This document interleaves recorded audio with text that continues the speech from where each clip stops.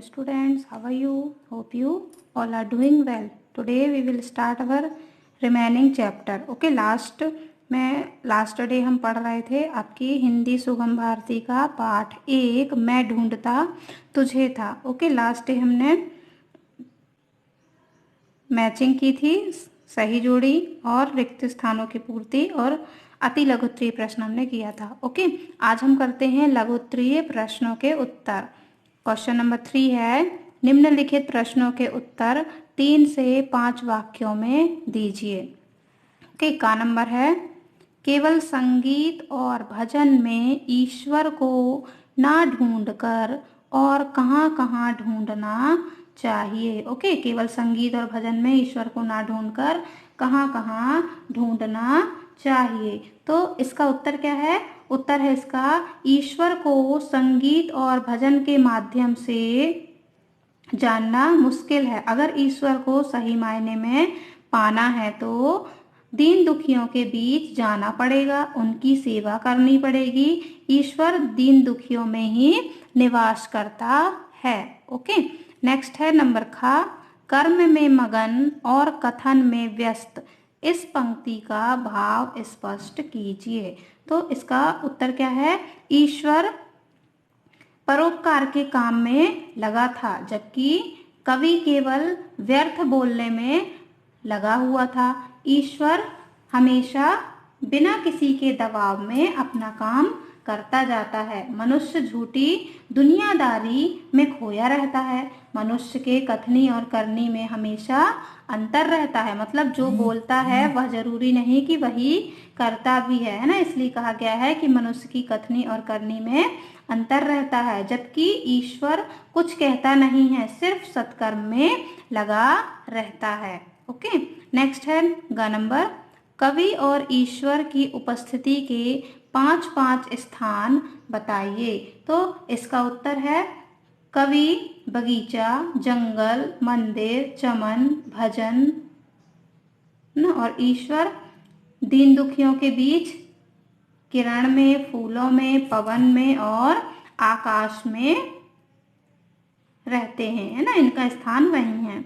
Next है number घ, मान और धन की अपेक्षा ईश्वर दीन दुखियों के आंसू में निवास करता है, समझाइए, है ना. तो इसका उत्तर क्या है? मानव संसार की चकाचौंध में खोया रहता है ना. मानव संसार की चकाचौंध में खोया रहता है. उसे अपने मान सम्मान और धन दौलत की ज्यादा चिंता रहती है. इसके विपरीत ईश्वर जो है वह दीन दुखियों के आंसू पोंछने में व्यस्त रहता है. वह गिरे हुए को उठाने में लगा रहता है. ठीक है. नेक्स्ट है इंगा नंबर का क्वेश्चन, दुख में ना हार मानूं, सुख में ना तुझे भूलूं, पंक्ति में निहित भाव बताइए. तो इसका उत्तर क्या है?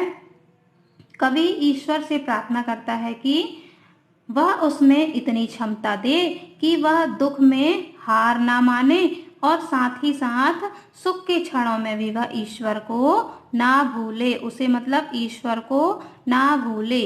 ओके, चलिए नेक्स्ट क्वेश्चन करते हैं हम, भाषा की बात.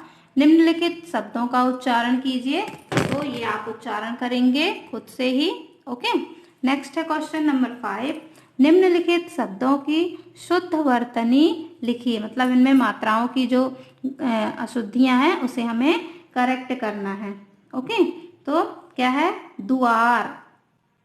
द्वार, तो द्वार ऐसा नहीं लिखा जाता. कैसे लिखेंगे हम? द्वार, द्वार बोला जाता है ना, ये द्वार.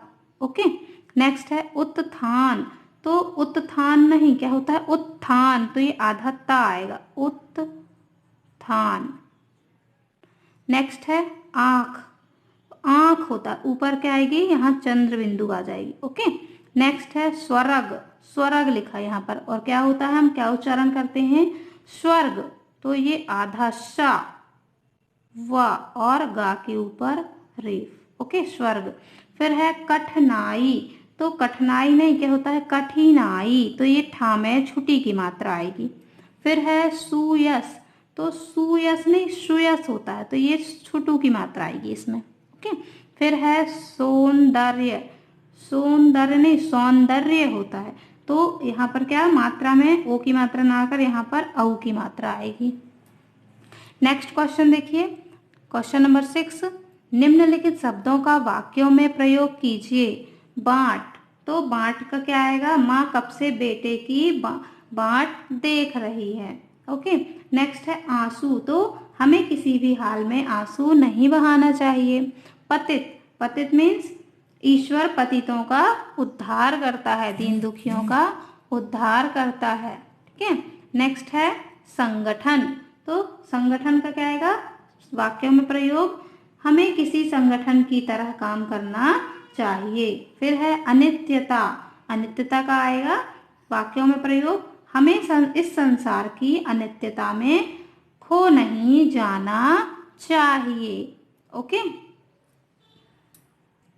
नेक्स्ट है विलोम शब्द। ओके, आपको पता होगा विलोम शब्द क्या होते हैं, आपने अपनी प्रीवियस क्लास में ही पढ़ा होगा, फिर से हम एक बार पढ़ते हैं कि किसी शब्द का विपरीत अर्थ बताने वाला शब्द विलोम या विपरीतार्थी शब्द कहलाता है। ओके, जिसे आप अपोजिट वर्ड भी बोलते हैं, यही क्या है, विपरीतार्थी या विलोम शब्द। ठीक है, फिर है निम्नलिखित के विलोम शब्द लिखिए। तो स्वर्ग, स्वर्ग का क्या हो जाएगा विलोम, नरक। धीर का अधीर आ जाएगा उसमें, ओके सामने। फिर है नित्य का अनित्य, हार का जीत, सुख का दुख। ओके, ये हुए विलोम शब्द। नेक्स्ट क्वेश्चन है नंबर 8, निम्नलिखित वाक्यों को बहुवचन में बदलिए। ओके, का नंबर है महिला भजन गा रही है, तो इसे हम बहुवचन में जब हम लिखेंगे तो महिलाएं, यहाँ पर ए। ओके, महिलाएं भजन गा रही हैं। नेक्स्ट है खा नंबर, दुखी की सहायता करो, तो बहुवचन लिखेंगे तो दुखियों, या में ओ की मात्रा और यहाँ ये बिंदी। ओके, दुखियों की सहायता करो। नेक्स्ट है तुम अपनी कठिनाई बताओ, तो यहाँ पर आएगा कठिनाइयाँ, या। ओके, या तुम अपनी कठिनाइयाँ बताओ। नेक्स्ट है अपनी पुस्तक को संभाल कर रखना चाहिए, तो यहाँ बहुवचन में हम बदलेंगे तो अपनी पुस्तकों को संभाल कर रखना चाहिए। ठीक है, नेक्स्ट है चिड़िया आकाश में उड़ रही है, चिड़िया आकाश में उड़ रही है, तो यहाँ पर आ जाएगा चिड़िया आकाश में उड़ रही है। ओके, अब नेक्स्ट क्वेश्चन है निम्नलिखित शब्दों के पर्यायवाची शब्द छांटकर लिखिए।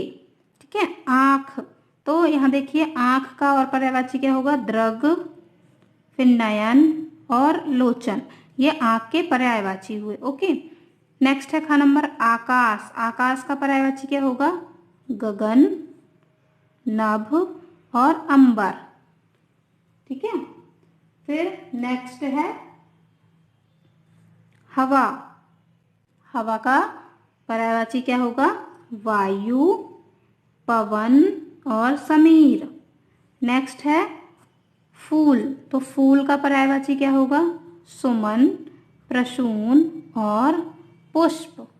Okay, okay students, now your homework, अभी जो हमने क्वेश्चन आंसर किए हैं रिटर्न वाले, उसे आप अपनी फेयर नोटबुक में कंप्लीट करेंगे और लर्न करेंगे।